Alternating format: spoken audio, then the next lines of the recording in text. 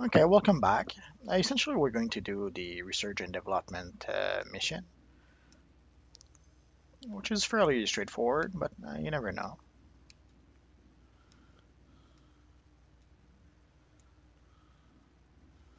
So we're going to talk to our friend Dr. Savannah, and what's going to happen is that Savannah is going to give us a handful of recipes for us to be able to craft our own exobits or exobit mods, so that we can put those mods eventually in our equipment in our gear. At this point, we can't really, I don't think we can really do mods, or we probably can do mods, but we can't equip them. I'll stop saying stupid things, and I'll just wait for for Savannah to finish, and we'll check it all together.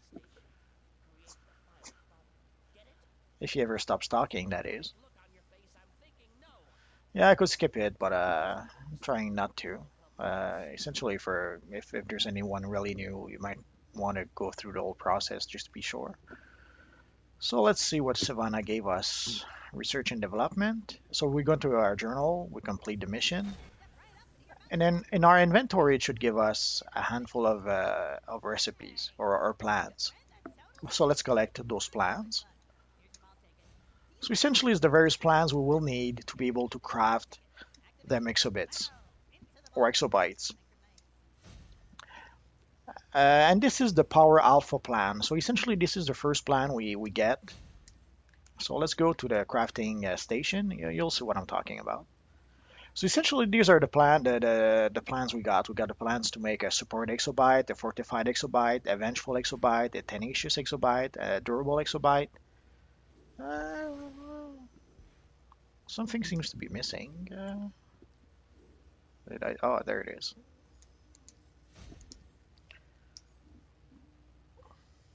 And the aggressive exobyte.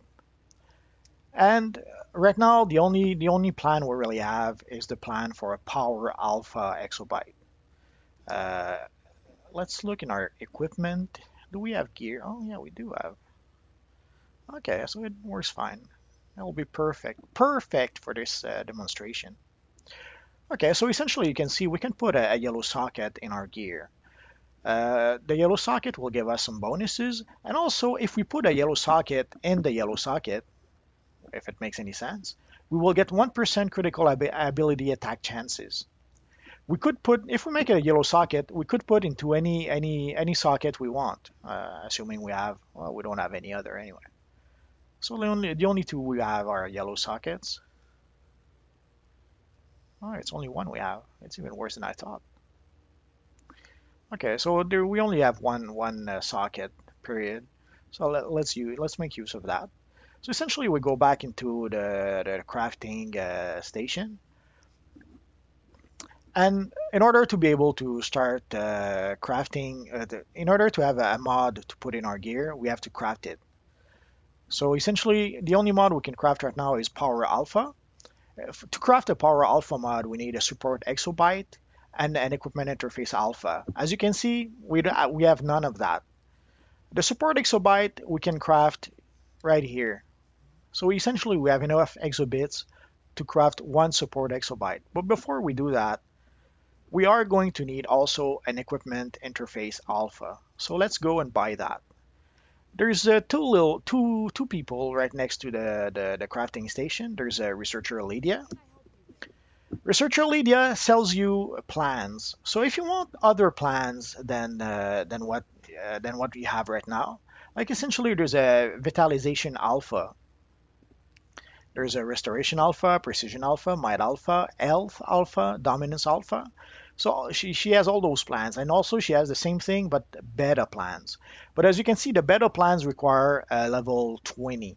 Since we don't have level 20 yet, it's pointless to buy those plans yet.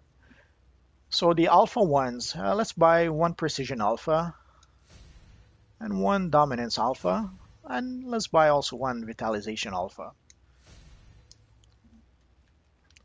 And also we need an interface alpha. So essentially, this little lady sells the plans we will need to craft, and this little man sells the materials we'll need to craft. So right now we need an interface alpha, You can see there's interface betas. Those are used to craft beta mods. There's type 1 for type 1 mods, type 2, type 3, type 4. It goes up to type 7 so far. And also you have various other crafting tools like catalysts, soda colas, and answer, and various other the rune carver. I've used it once and I can't even remember what it's used for. So there's a few things here that you'll use once in a blue moon, but most of the time what you will use is the equipment interfaces and also the recovery kits. So let's go and craft ourselves a mod.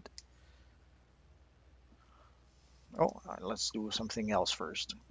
So you saw we bought a plan for Dominance Alpha. Let's consume that. We bought a plan for Vitalization Alpha. Let's consume that. And we did buy a plan for Precision Alpha. Again, let's consume that.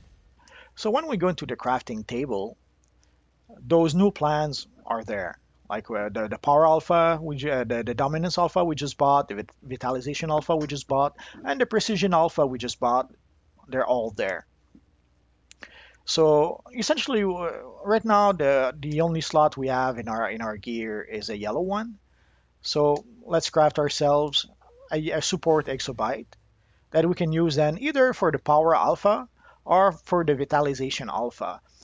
I will go, even though the Power Alpha would make a bit more sense since it would give more power to our character, I will go with the Vitalization Alpha because we are going to start being able to access the controller role at level 10. So the Vitalization is useful for the controller, and also even as a DPS, we do regenerate some of our own power. So Vitalization will be good for that too. So let's create it. So essentially, as you can see, we have our support exobyte, we have our equipment interface alpha. So let's create our mod alpha, and there we go. So once our mod alpha is created, there it is. We can take it and bring it all the way over into our shoulder piece, which requires which has a yellow socket. So let's put it into the gear. We could put any colors of exhibits if we wanted into the shoulders. We could put a red exhibit, we could put a blue exhibit. It doesn't matter. But the reason why we put a yellow exhibit is that essentially the socket for the gear is yellow. So by putting a yellow socket, not only do we get the bonus from the yellow mod, which is for vitalization, we also get the socket affinity bonus because we matched the color of the mod with the color of the socket. So in this case, it gives us 1% critical ability attack chances. So essentially, we'll have 1% chance more to do a critical when we attack. It's that simple. And then we did craft. So we crafted our mod. We did put it into our gear. We're done with this. So that's pretty much what it is. And also, you may not have noticed, essentially at some point we did get, where is it? Oh.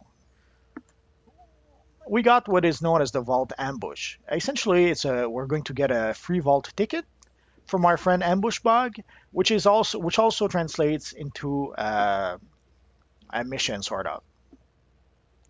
So let's go into our gear. Essentially, our friend Ambush Bug gave us a Vault ticket.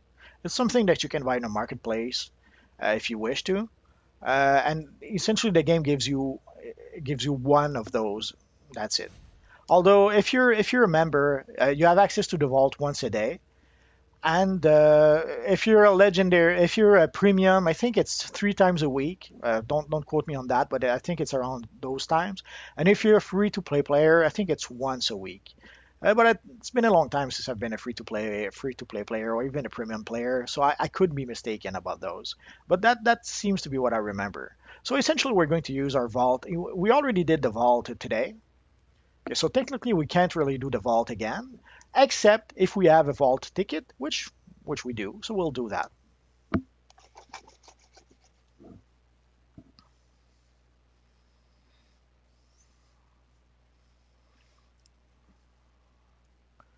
So as you see, the vault ticket brought us here. So let's get going. I'm sure I mentioned it before, but doing the vault with dual pistols, nothing compares to that. It's the quickest, painlessest, fastest way to do the vault. It's by going full auto and blasting everything. And at some point, the game will tell you that you're done. You have all the gifts or the well, yeah, the gifts, I suppose.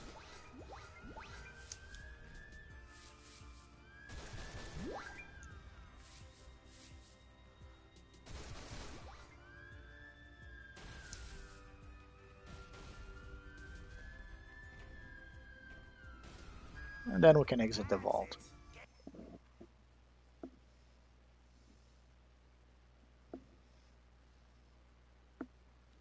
So once we're done with the vault, let's see what we got. We got some shielded robot pants, some jack ear gloves, and some jack ear boots. And that's pretty much all we got. So let's put our potions back. And let's complete the Vault Ambush mission. Okay.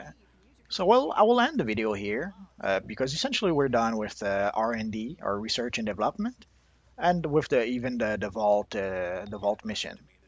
So the next mission will be the to set up our lair. I will do a video specifically for that, so that it's easier to find and it's more clear for people who want specific information just about the lair itself. So thanks for watching. I'll take probably a 5-minute break and I'll be right back. Thanks.